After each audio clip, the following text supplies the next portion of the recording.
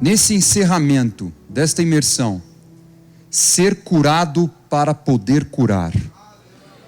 Porque Deus chamou aqui muitos jovens para serem mestres, pastores, evangelistas, profetas e também apóstolos.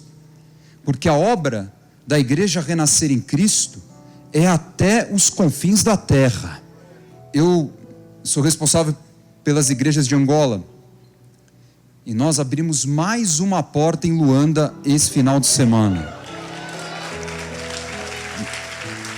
Durante a pandemia. Nada para o mover apostólico, nada.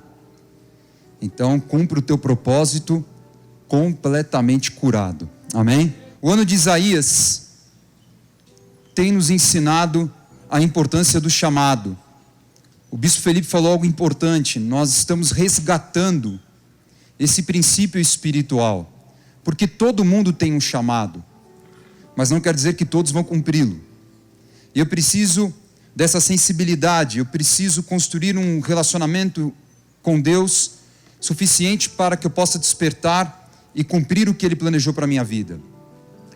Isaías, no capítulo 6, teve uma visão fantástica. Quem gostaria de ver aqui o trono de Deus? Quem gostaria de ver a glória de Deus? Ele viu, ele teve essa visão da casa se enchendo da glória. Ele viu serafins, ele viu anjos de adoração.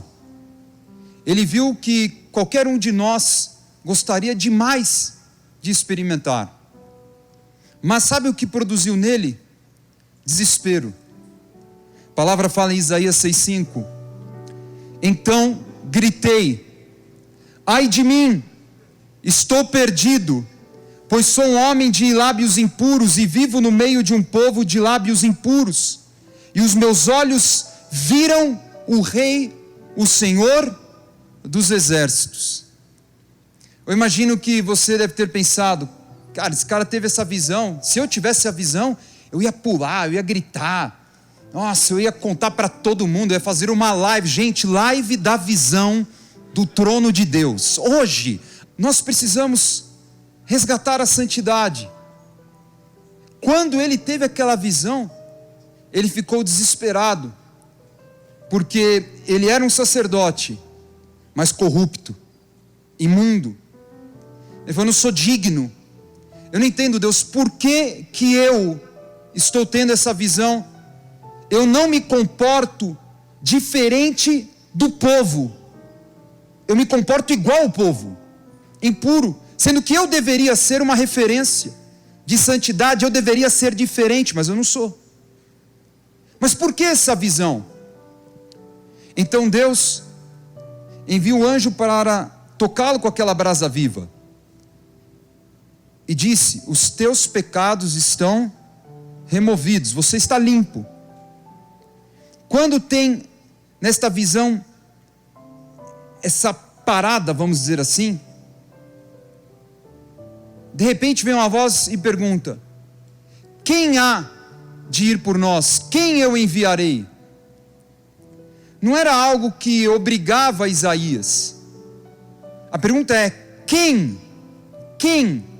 E Isaías entendeu que a partir daquele perdão, a partir daquela limpeza, ele estava qualificado para realizar o seu chamado, para ser a voz de Deus, para ser um grande profeta naquela geração, e que falou sobre o Messias como nenhum outro profeta. Então é um ano precioso do despertar da santidade, porque para o avivamento acontecer, precisa de santidade. Avivamento não é uma euforia espiritual. O avivamento é a liberdade do Espírito entre nós, que só é possível se nós estivermos em santidade, porque o Espírito Santo não habita em templo imundo. Então o desafio é esse: eu reconhecer que eu preciso de santidade.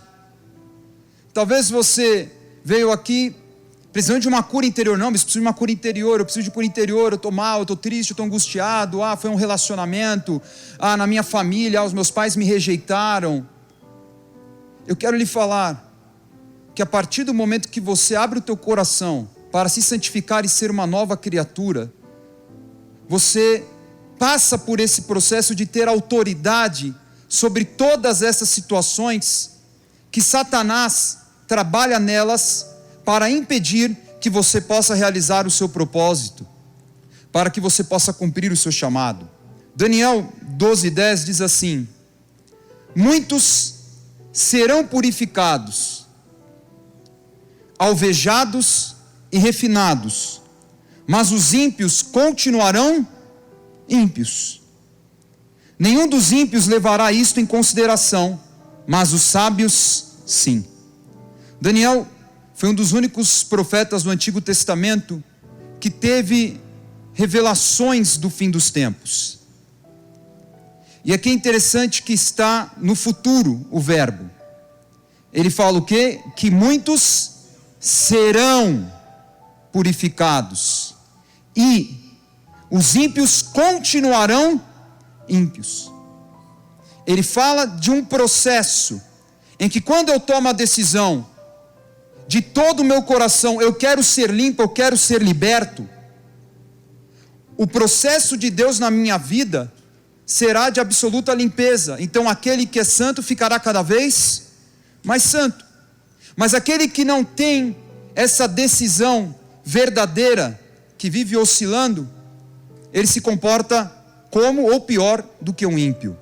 Agora veja como esta passagem é muito parecida com o Apocalipse 22, que encerra a Bíblia. Versículo 11, vejam: continue injusto fazendo, já está no presente, não está no futuro. E vou explicar o porquê, mas entenda: continue injusto fazendo injustiça, continue imundo ainda sendo imundo, o justo continue na prática da justiça e o santo continue a santificar-se. E eis que venho sem demora, e comigo está o galardão que tenho para retribuir a cada um segundo as suas. O que Cristo nos ensina nesta passagem é que nós teremos a retribuição das nossas obras na terra e na eternidade. Não foi tirado esse peso de responsabilidade de nós. A santidade trouxe a Daniel soberania, a vencer impérios, a vencer a cova dos leões, como amanhã nós vamos pregar. E ele era um homem que poderia ter perdido absolutamente a sua identidade, mas logo que ele chegou na Babilônia, ele não se contaminou. Ele falou: não vou comer dessa mesa, porque eu estou na Babilônia, só que eu não sou babilônico. Nós estamos no mundo, mas o mundo não está dentro de nós. Daniel, nessa percepção, nos traz esse exemplo de santidade. E agora, na graça, que é exatamente o momento em que nós estamos espiritualmente, na história do homem, nós vivemos esse presente, a necessidade de santificar mais e mais. Então o processo de cura, o processo de libertação, todo mundo sabe que não é de um dia para o outro. Na liberdade eu pergunto aqui, quem aqui teve vício, sei lá, de cocaína, crack, maconha? Levanta a mão, alguém aqui? Beleza. Eu imagino que alguns de vocês tiveram recaída. Quem aqui pode admitir que teve recaídas no seu processo de libertação? Legal, justo. Porque foi um processo de santificação. Você desejava que aquilo fosse de uma vez, não é? Ah, nunca mais vou usar. Mas não foi assim. Então tem pecados, tem domínios espirituais que estão tão enraizados que não vão sair de nós de uma hora para outra. Mas com a nossa disciplina em buscar, nós teremos autoridade sobre todas essas situações. E assim curados, nós podemos levar essa saúde, essa cura através do nosso testemunho, através do nosso exemplo. Eu quero perguntar para vocês aqui, o que é mais rigoroso, a lei ou a graça? O que Jesus fala sobre isso? Jesus demonstra para a gente o que muitas pessoas não querem pregar hoje, que a graça é muito mais rigorosa do que a lei. Ele já começa falando: eu não vim abolir a lei, eu vim cumprir a lei. Porque eu tenho que ser um exemplo. Como é que eu vou pegar a Bíblia e vou rasgar? Não faz sentido. Então, por exemplo, ele fala assim: a lei ensina vocês a não matar, certo? Eu, porém, vos digo que você não deve ter ira contra alguém, senão você estará em julgamento como alguém que matou. Mais rígido ou não? Você nunca ficou irado contra ninguém? E dentro da igreja?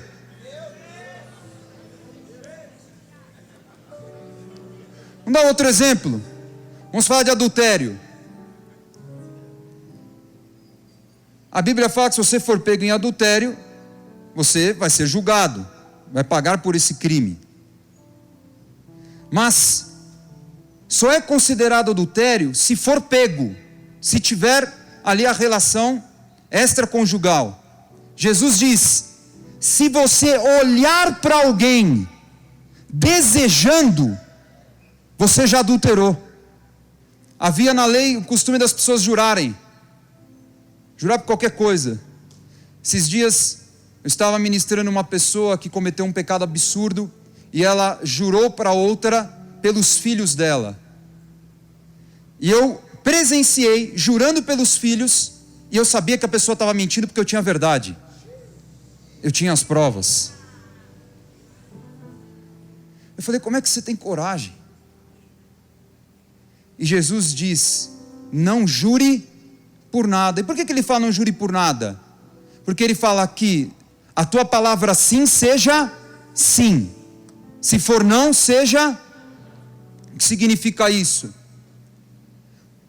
Significa que eu preciso ser íntegro com aquilo que eu me comprometo, e eu não preciso me apegar a nada para me comprometer. Antigamente, meu avô falava que isso era o fio do bigode.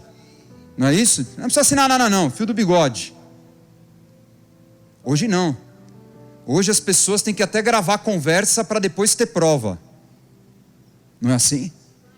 Aonde está a integridade? É muito mais rígido. Então a pessoa na lei poderia divorciar por qualquer motivo. Jesus fala: o divórcio só é permitido por causa de imoralidade sexual. Eu poderia dar aqui vários exemplos. Outro: vocês falam para odiar os inimigos. Eu, porém, vos digo: amei os vossos inimigos e orai por aqueles que te perseguem. Então, qual é a diferença da lei e da graça?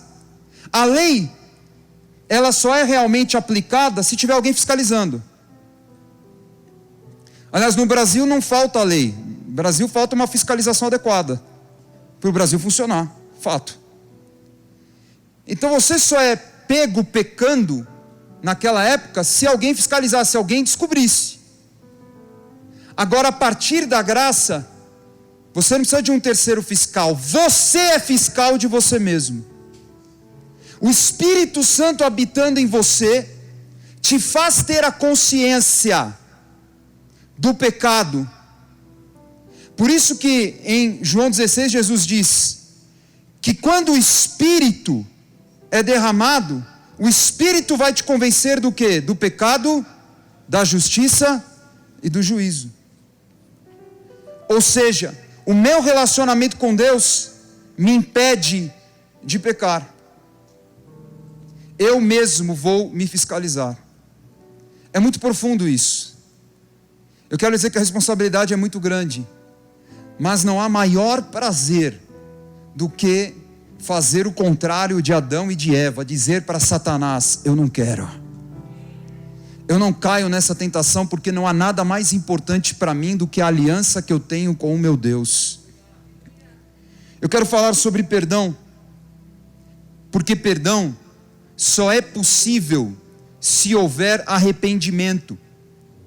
Jesus é suficiente para perdoar? Sim. Jesus é suficiente para tudo? Sim. Se eu crer, e se eu realmente me arrepender, se realmente o que eu estou falando é sincero. Vocês vão entender hoje por que Judá se tornou a tribo para vir o Salvador. Quem conhece a história de José no Egito? Ok, boa parte. Eu vou resumir. José era o 11º filho, imagine já a cena. 11 filhos numa mesa. Benjamim não tinha nascido, 11 filhos, ele era o último da fila. Só que como todo caçula é folgado. E era muito amado, porque ele era filho da mulher que ele mais amava, Raquel. Eu falo porque lá em casa, o Filipe é o rei. E ele acaba se tornando aquele bebê caricato, porque ele aprende com os gêmeos. E os gêmeos pagaram o preço e o outro vem, só repete e vira estrela. Aí todo mundo fala, nossa, ele já está contando, nossa, ele já está falando o ABCD. Mas os outros que pagaram o preço. Mas o caçula é folgado. Porque o caçula já aprendeu, porque eu já repreendi o Benjamim, você não pode bater no seu irmão. E o que o Filipe faz? Vai lá e dá o tapa no Benjamim. E fica olhando. Engraçado. José se tornou um cara folgado. Por quê? Porque tudo era o cara. E os irmãos passaram a odiá-lo, a invejá-lo. Aquele sentimento eles não conseguiram dominar, assim como Caim não conseguiu dominar a inveja que tinha de Abel, porque Abel entregava o melhor para o Senhor. E aí, numa ocasião em que José veio fiscalizar o trabalho dos irmãos, vai dar ruim, cara. Eles decidiram, vamos matá-lo. Aí pegaram, aí não vão matar, vamos jogar no poço. Aí jogaram José no poço, para decidir o que iam fazer. Porque Rubens era o mais velho e falou, não, pelo amor de Deus, não vamos matar, porque isso aí já é demais, gente, né? Vocês lembram da história de Caim? Não vai dar certo. Aí alguém teve uma ideia fenomenal. Adivinha quem foi? Judá. Judá falou, vamos vendê-lo. Curiosamente, Jesus também foi vendido, né? Vamos vendê-lo.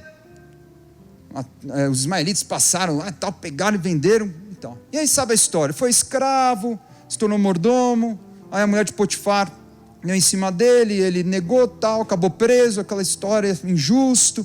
Pensa um cara que só comeu o pão que o diabo pisou, mas nunca abriu mão da santidade. E se pegarmos a história de José, José seria o cara mais traumatizado da face da terra. Se ele encontrasse os irmãos novamente, ele poderia se vingar, torturar, alguma coisa ruim fazer. Mas ele, um dia teve esse encontro, não mais como escravo ou como prisioneiro, mas como governador do Egito. 2 anos de fome absoluta após 7 anos de fartura, o Egito estava estourado. Entendeu? É mais ou menos como a China agora, na pandemia. 3,2 de PIB, todo mundo ferrado. Só um país cresceu. Estava estourado. Estourado. Todo mundo tinha que ir lá, porque só eles tinham comida para vender. Só a China tem máscara para vender. Aparelho respiratório, essas coisas. Então, enfim. Quando José os encontrou, o que José queria ensiná-los é o caminho para eles encontrarem um verdadeiro perdão, que se chama arrependimento. A palavra grega para arrependimento é metanoia, transformação de mente. A palavra, na verdade, vamos dizer assim, literal, é além do pensamento. É uma transformação tão profunda. Isso é um verdadeiro caminho de perdão. Então ele cria uma situação. Uma hora ele prende Simeão, aí ele fala, só vou devolver Simeão se o outro filho, o Benjamim, que era o irmão dele de sangue, também viesse para cá. Aí veio Benjamim.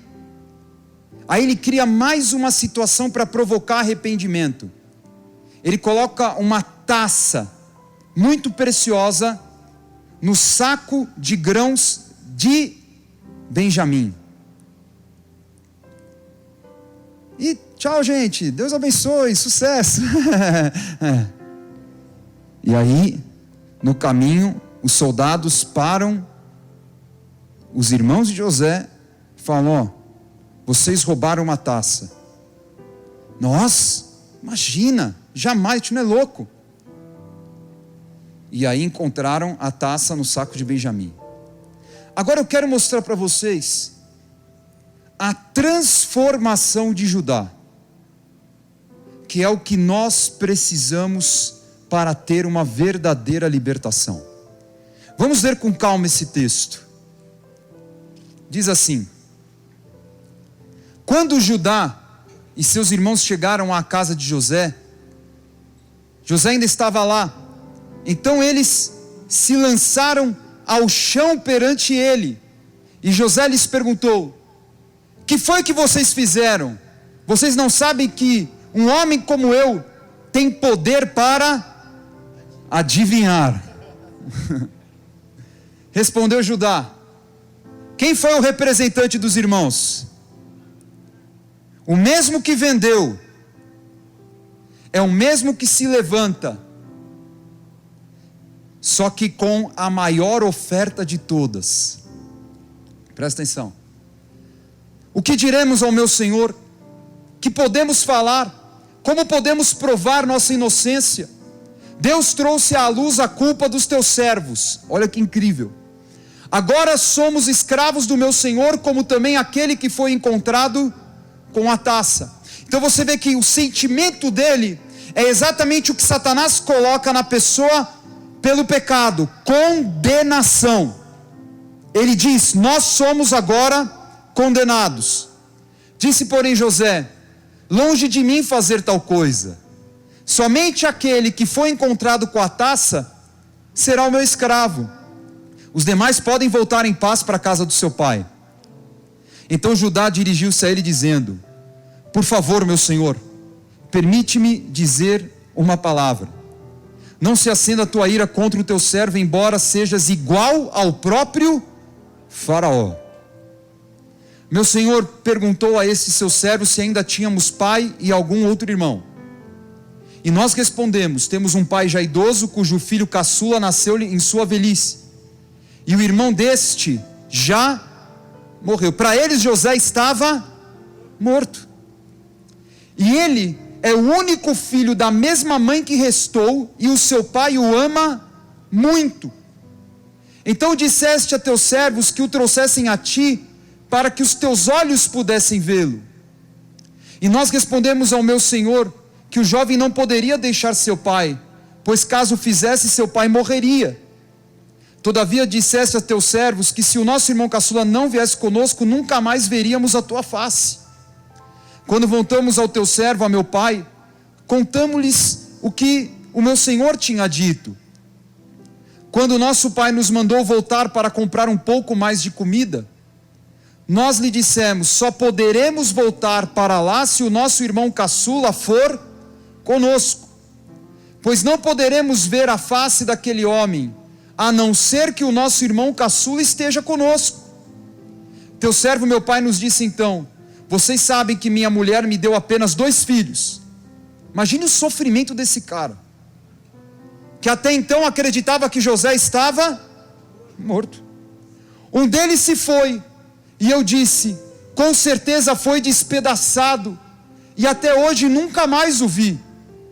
Se agora vocês também levarem este de mim, e algum mal lhe acontecer, a tristeza que me causarão fará com que os meus cabelos brancos desçam a...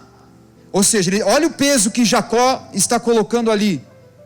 Agora, pois, se eu voltar a teu servo, a meu pai, sem levar o jovem conosco, logo que meu pai, que é tão apegado a ele, perceber que o jovem não está conosco, ele morrerá. e teus servos farão seu velho pai descer seus cabelos brancos à sepultura com tristeza. A gente está vendo uma família em que todo mundo é doente. Todo mundo é amargo. Por uma decisão de vender o próprio irmão. Além disso, teu servo garantiu a segurança do jovem a seu pai, dizendo-lhe: se eu não o trouxer de volta, suportarei essa culpa diante de ti pelo resto da minha. Agora, veja o que Judá diz: a maior oferta de todas. Por isso agora te peço, por favor, deixa o teu servo ficar como escravo do meu senhor no lugar do jovem, e permite que ele volte com os seus irmãos. Como poderei eu voltar a meu pai sem levar o jovem comigo? Não posso ver o mal que sobreviria ao meu pai. Aquele que vendeu o irmão foi aquele que disse: eu quero ser escravo pelo outro. Eu quero me entregar a minha vida pelo outro. E Jesus entregou a vida por você. Jesus levou na cruz do Calvário todas as condenações, acusações, mentiras, todo o peso de dor, de sofrimento. Jesus levou tudo por amor de mim e por amor de você. E o que nós precisamos é, como Judá, ter coragem e reconhecer que a gente precisa desse conserto, que a gente precisa desta entrega. Porque o homem espiritual, ele elimina todas as brechas, e Satanás não tem mais ocasião para tocá-lo. E se hoje você se comprometer com Deus, de lutar contra esse pecado, de vencer esse trauma, esse sofrimento, onde você foi fraco é onde Deus vai te fazer mais forte. Onde você teve vergonha, Ele vai te dar dupla honra. Há pessoas que vieram aqui e falaram assim: a minha vida sentimental é um desastre. Eu quero falar, é onde Deus vai te fazer mais realizado. Mas você precisa dessa entrega, você precisa dessa superação. E eu quero concluir essa pregação com o que José diz quando ele se revela como irmão deles. Ele diz: agora não se aflijam, nem se recriminem por terem me vendido para cá, pois foi para salvar vidas que Deus me enviou adiante de vocês. O que José disse é: não precisam se condenar, porque eu já estou curado, e Deus está me curando, usando para curar vocês. Eu já estou curado. Eu já me esqueci das aflições aqui do Egito, porque na terra da minha aflição eu prosperei. Eu já me esqueci do abandono da minha família, porque eu constituí uma família aqui no Egito. E Deus permitiu que eu os visse, para que vocês não desçam à sepultura com a condenação de vender um irmão, mas para que vocês sejam libertos desse peso, porque eu estou aqui como um instrumento de Deus, para que vocês sejam absolutamente libertos. Essa é a graça do nosso Senhor Jesus Cristo. E você vai sair aqui essa noite completamente liberto em nome de Jesus. O curado promove cura pelo seu testemunho. Eu cresci nos caminhos do Senhor. Fiquei um tempo afastado.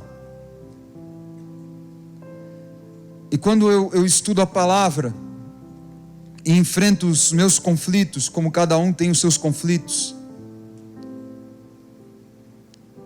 e Deus dá desafios e Deus permite provações segundo o que você pode suportar. Então não existe quem sofre mais ou sofre menos. Porque uma vez eu visitei uma comunidade em Luanda, chamado São Pedro, e eu vi mulheres andando 5, 6 quilômetros para irem a um mercadão de rua assim, nas calçadas, vendendo o que elas produziam no seu ranchinho, carregando na cabeça, acho que vocês já viram isso em algum documentário, sei lá, mulheres que carregam na cabeça uma bacia cheia de coisa, e nas duas mãos cestos enormes, e com duas crianças amarradas, que eu nem sei como conseguem amarrar, e andando 5, 6 quilômetros, carregando as crianças com aquele negócio na cabeça. E quando eu olhei aquilo me trouxe uma agonia. E quando eu conversei com elas, e eu fiquei constrangido, porque eu pensei, que sofrimento. E a gente tem tudo aqui no Brasil, tudo. Pessoas que andam 4, 5 quilômetros para pegar água. Aquilo me trouxe uma indignação comigo mesmo. E aquela mulher conversava comigo com uma alegria. Eu não sei dizer o que é justo ou o que é injusto,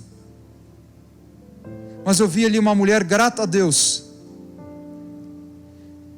porque ela tinha força para suportar aquela provação e vencer todos os dias. E há pessoas que por muito menos se entregam a Satanás. Então, quanto mais eu leio a Bíblia, estudo, ouço meus irmãos pregando, ouço o pai, a mãe, eu vejo tudo isso, eu vejo que a sensação que dá é que menos eu sei. Dá uma agonia, porque eu falo, meu Deus, eu preciso saber mais, eu preciso aprender mais, eu preciso entender mais. Entender esse Deus tão grande. Eu quero ser cheio do Espírito Santo todos os dias da minha vida. Não se apartes de mim, Espírito Santo de Deus. Não se apartes de mim. Quem deseja uma profunda cura no seu interior hoje? Você precisa de uma libertação genuína. Que talvez você não tenha coragem de encarar o teu pastor, mas deveria. Porque nós testemunhamos casamentos que acabaram, e que se a pessoa buscasse um pastor para uma orientação 3, 4 anos antes, o casamento estava uma bênção, mas só foi procurar o pastor quando decidimos divorciar. Por isso que Jesus diz: Moisés deu a carta ao divórcio por causa da dureza do coração. Então eu vou orar por você, mas eu quero lhe aconselhar: abra o teu coração com o teu pastor, seja livre. Quando eu voltei para Jesus em 2003, eu procurei um pastor lá em Santana.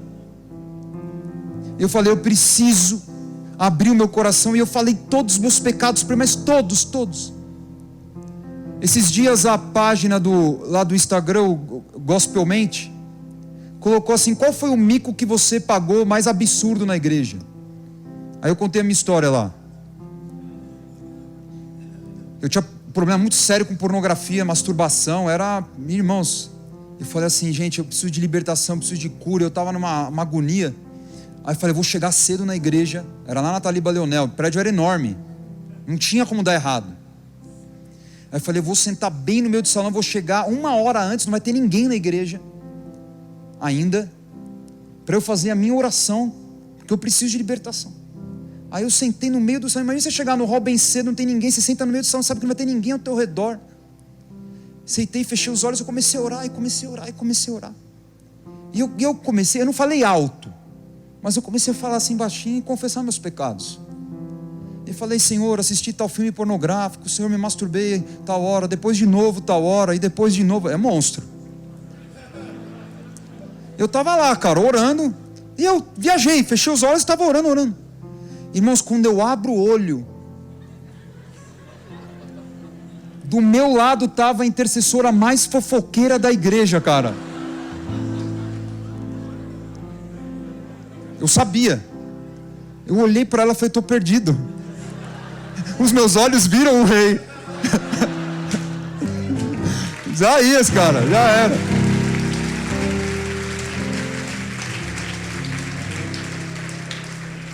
Aí eu já coloquei maior peso, né? Quem nunca pecou que atira a primeira pedra, né, irmão? Aí ela, é verdade, eu não sei. O ruim é que eu fiquei numa paranoia. Que eu devia ter conversado com um pastor, num lugar, né, mais privativo e tal. Aí eu fiquei uma semana olhando para todo mundo assim na igreja, pensando que já sabiam, sabe? Olhar assim, meu Deus, estão falando que eu sou um tarado, um pervertido, um monstro. Mas o que tinha aqui dentro batendo era um coração, sempre é e sempre será sincero. Sinceridade é fundamental no reino dos céus. O nosso relacionamento, prioritariamente na igreja, tem que ser espiritual. Infelizmente, muitos se relacionam por afinidade. Porque eu gosto desse, eu gosto daquele, porque esse, aquele, não. O que nos une aqui, primeiro, é o Espírito, e onde há o Espírito há diversidade.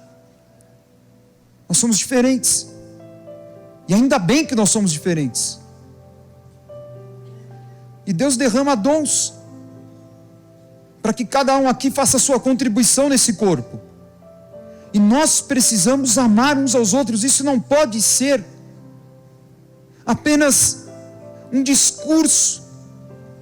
Isso tem que ser aqui dentro, sincero. Jesus diz, vocês fariseus têm que orar, gritando para todo mundo ver que está orando.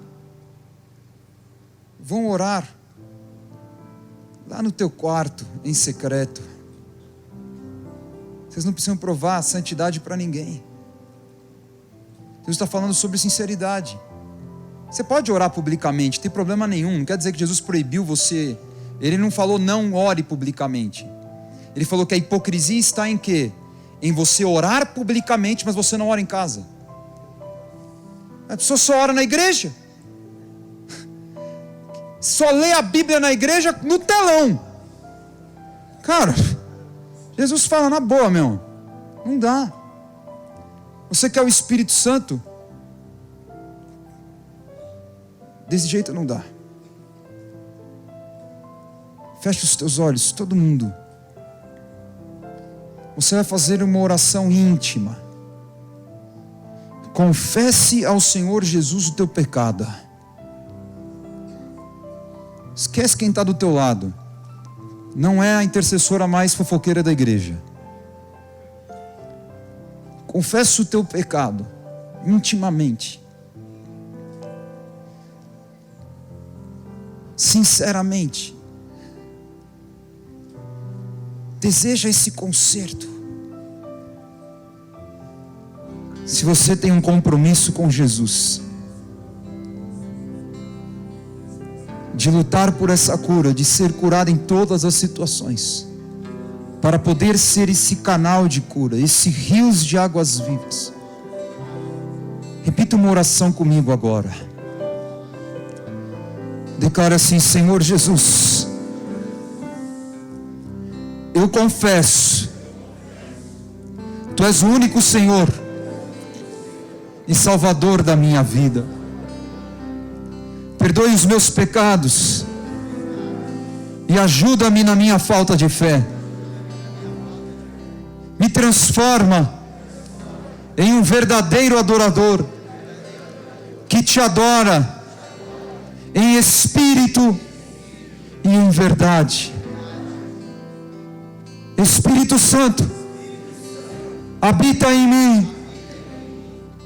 Eu não estou perdido. O Senhor me encontrou e me deu vida abundante para eu ser este novo canal de cura e libertação. os meus pecados estão diante de ti, confessados com arrependimento. Lança no mar do esquecimento. Afasta de mim as minhas transgressões. Lava-me no teu sangue. E vem sobre mim, Espírito de Deus. Lava-me no teu sangue.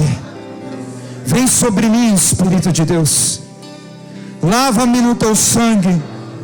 Vem sobre mim, Espírito de Deus. Lava-me no teu sangue. Vem sobre mim, Espírito de Deus. Lava-me no teu sangue. Vem sobre mim, Espírito de Deus. Rabachai andarabachora rabachai alabá. Orabachai andarabassora rabachai alabá. Orabachai andarabassora andarabachiri andarás. Iri andarabachai andarabarás. Como autoridade do Deus vivo, eu declaro que os teus pecados confessados estão perdoados. Que você está limpo e está liberado para uma trajetória de absoluta vitória, para uma trajetória de vencer o pecado todo dia e de levar vida pelo teu testemunho, pela palavra na tua boca. Que você seja um padrão no procedimento, na palavra, no amor, na fé, na pureza. Que você seja luz do mundo, sal da terra, e que você seja testemunha até os confins da terra. Eu te abençoo em nome do Senhor Jesus Cristo. Amém, Senhor. Aleluia. Mas só queria complementar com uma coisa incrível do Espírito que o Senhor colocou no meu coração agora. Um minuto. Um dia desses veio um menino do O2, o Anderson, não sei se ele está aqui. Está lá atrás. E a mãe dele faleceu de Covid. E eu encontrei na garagem. E a minha intenção era orar por ele. Mas quase que eu falei para ele: ora por mim.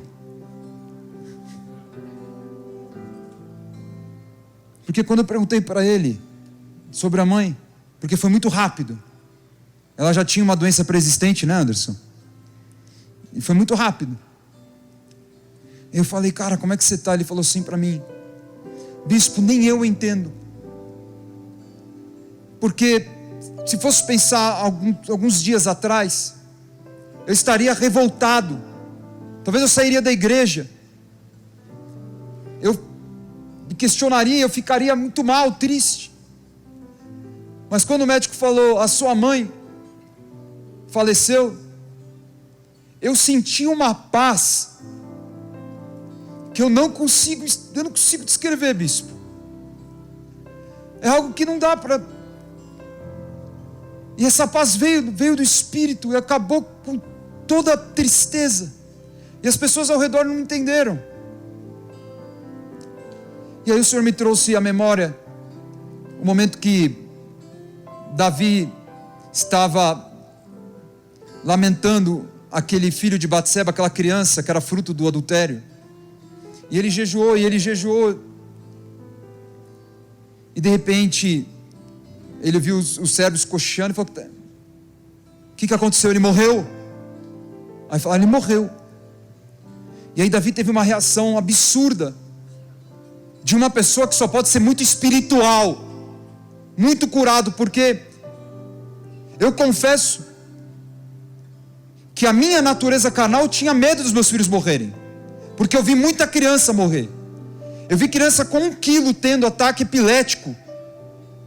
Eu vi meu filho tendo parada respiratória na minha frente, e 7 médicos em cima dele, injeção de adrenalina no coração dele, e a Raquel junto, a Raquel desesperada. Eu tinha medo, mas eu ia todo dia para o altar como se nada tivesse acontecendo, porque no altar eu encontro cura. Aí Davi fala assim, a palavra fala, 2 Samuel 12:20, Então Davi lavou o rosto, ungiu a cabeça, trocou as vestes, foi à casa de Deus adorar, comeu pão, se alimentou. É incrível. E aí, os servos, aí vem a religiosidade, os servos ficaram indignados, que absurdo, você devia estar em luto 7 dias, cara, o que ele fala é absurdo. Eu fiquei a noite inteira pensando, meu Deus, olha o que ele fala, eu vou até ele, mas ele não vem para mim. Meu Deus, ele já foi. Eu quero viver um novo tempo de Deus. Eu não posso ir atrás de algo que já se foi. Eu vou até ele, mas ele não vem mais para mim. Então fala que ele foi até Batseba, a consolou e gerou o grande rei Salomão. Se ele não tivesse dado aquele passo, ele não teria um sucessor. Porque todos os filhos dele se matavam pelo poder. Mas onde abundou o pecado, superabundou a graça de Deus. Então não vai para o passado, porque o passado não vai voltar mais para você, porque você é uma nova criatura em Cristo Jesus. Amém? Deus te abençoe. Obrigado.